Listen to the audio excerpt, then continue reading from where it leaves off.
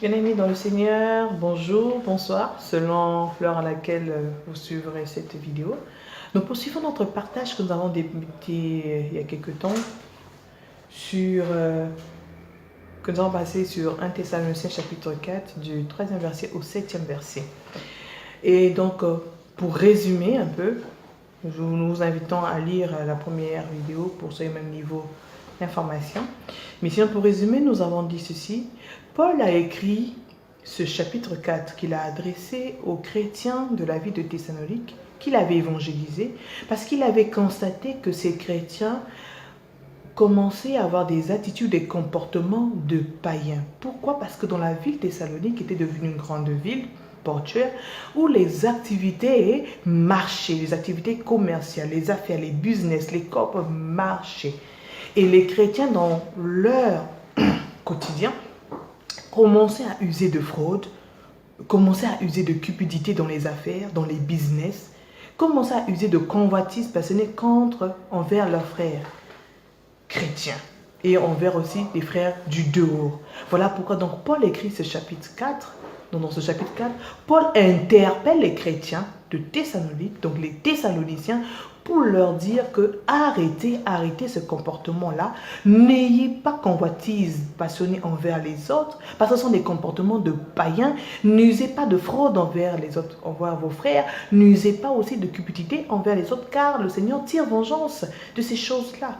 Parce qu'effectivement, dans ce chapitre 4, Paul rappelle aux Thessaloniciens que ce que Dieu veut pour nous les chrétiens, c'est la sanctification, et l'usage de la fraude est contraire à la sanctification, la cupidité est contraire à la sanctification, la pratique de la convoitise aussi est contraire à la sanctification.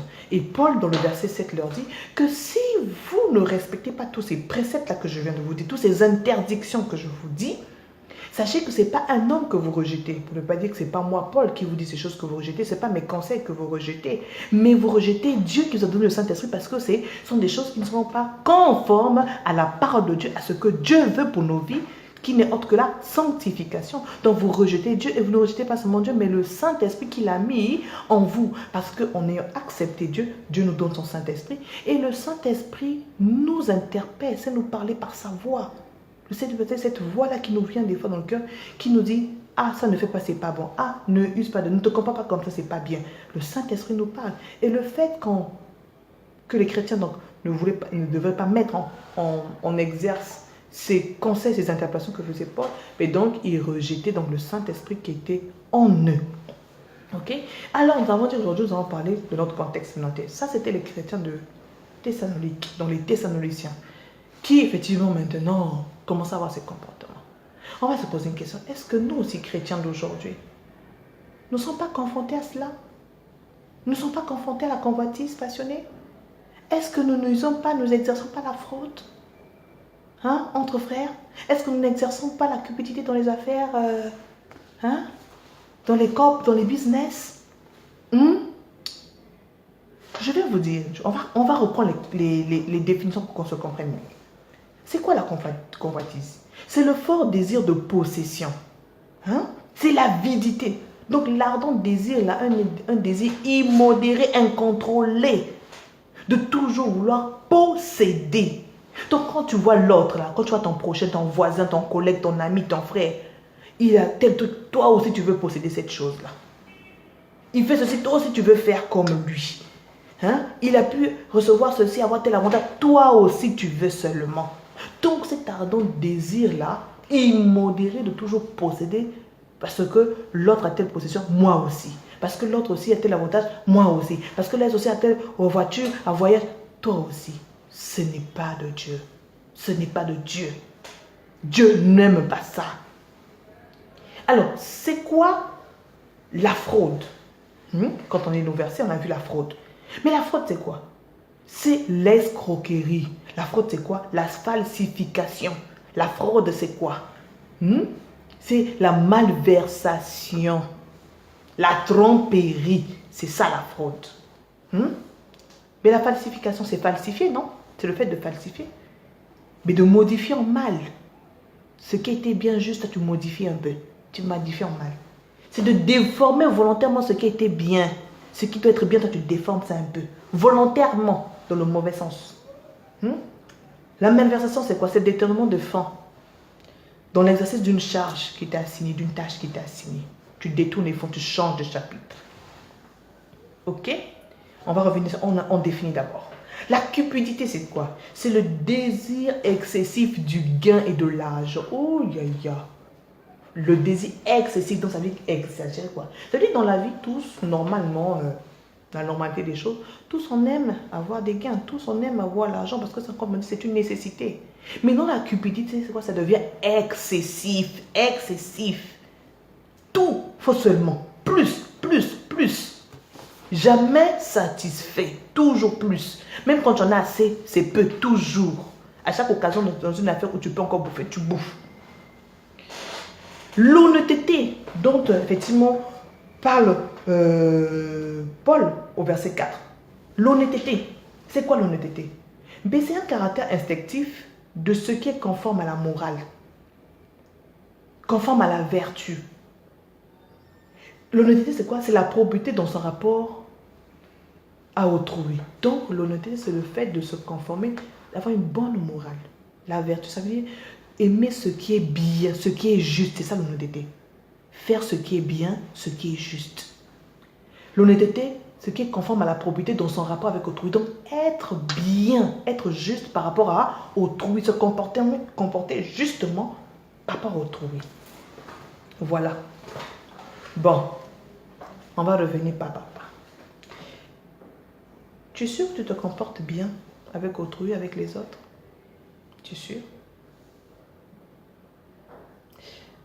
Tu es sûr que tu ne convoites pas dans ton cœur une convoitise passionnée? Déjà, le mot convoitise en lui-même est déjà grave, dangereux.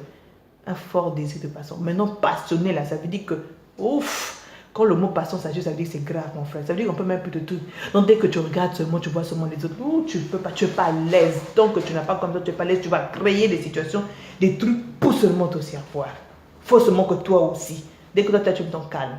Quand toi, tu as, c'est bon. Mais quand les autres, c'est pas bon, parce que toi aussi, il faut que tu. C'est ça la convoitise passionnée. C'est pas bon, c'est pas de Dieu. Ça n'honore pas Dieu. C'est pas conforme à la parole de Dieu. Et le Saint-Esprit, des fois, te le rappelle dans ton cœur. Mais tu ne veux pas entendre, tellement que tu donnes plus ton cœur. Hein? Juste au gain, la convoitise. La fraude, on a dit que c'est la falsification. Bon, dis-moi. Pendant ce moment, quelques cas, un cas. Tu n'as jamais falsifié les factures?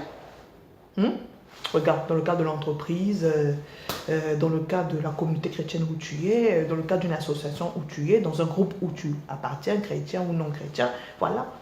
Vous voulez faire un événement, vous avez un événement, on te dit, bon, ce sera aux achats. On te charge d'acheter les gobelets. Comment sont les gobelets? Tu vas acheter les gobelets. Et arrivé dans la boutique, le vendeur te dit, bon, le gobelet, un gobelet coûte 500 francs. Toi, tu vas acheter 20 gobelets. Donc, ça te ferait 10 000.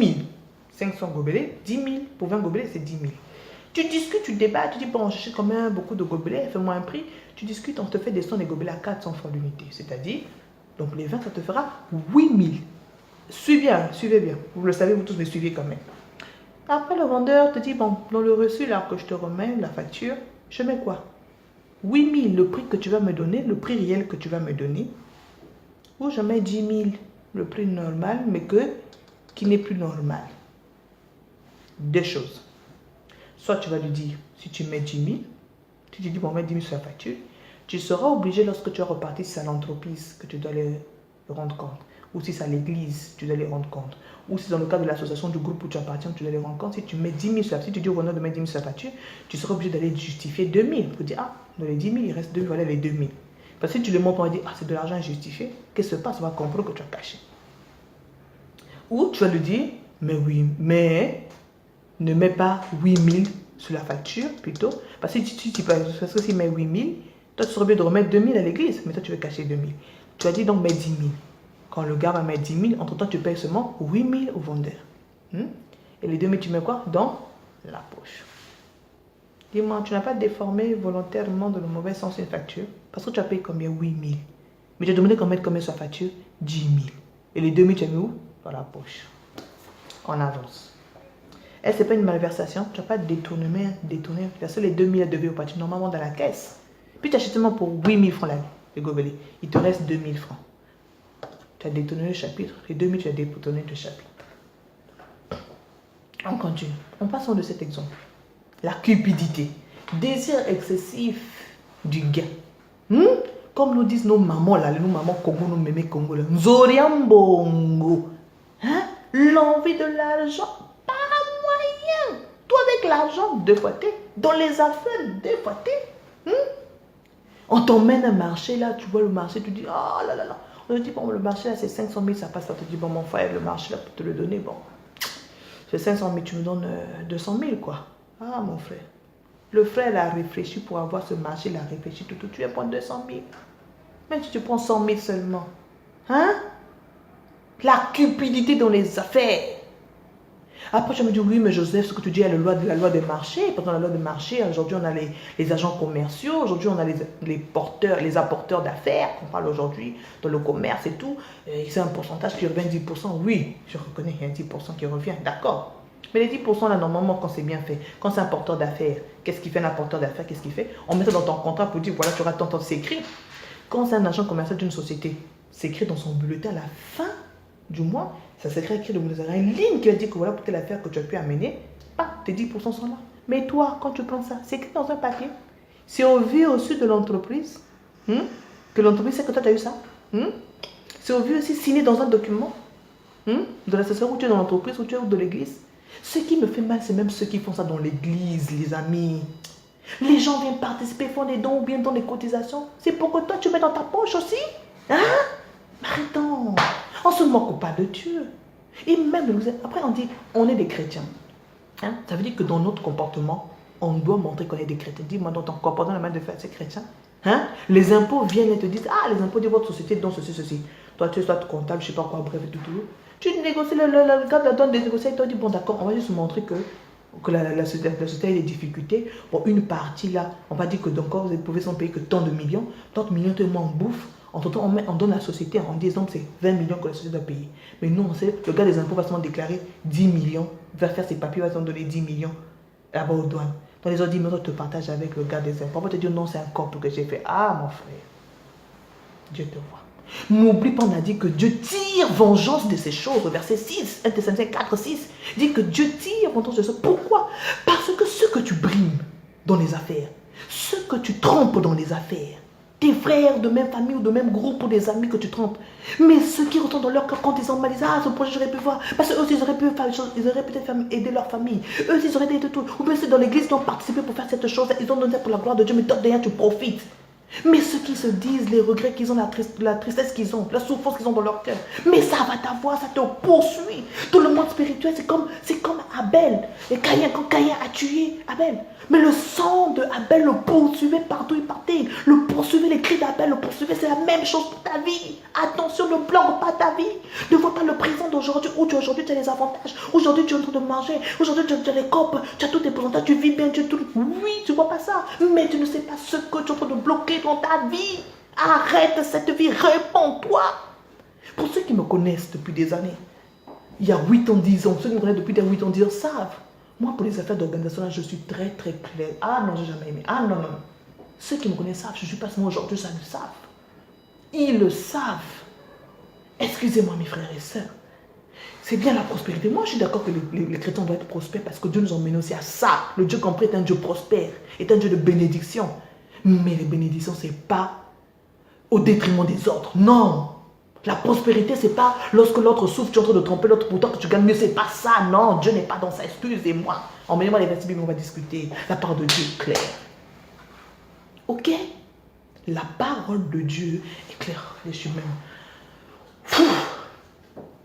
Donc, quand tu sais que tu n'as pas, tu ne fais pas ça dans le mauvais sens.